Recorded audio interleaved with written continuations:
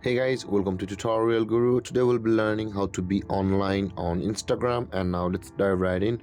Now to be online Instagram, normally if you have not turned off the active status on your Instagram, you will be online on Instagram the moment you log into your account.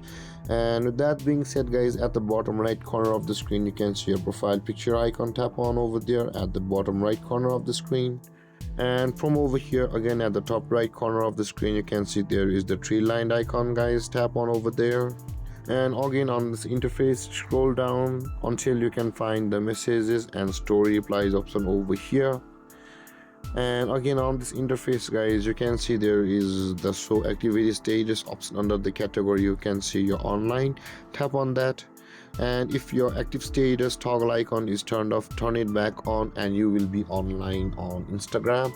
And there guys, this is how to be online on Instagram. And if you have any confusions or questions regarding the topic, feel free to comment in the comment section below, and don't forget to like, subscribe and hit that bell icon for more videos. Thank you for watching guys. Peace.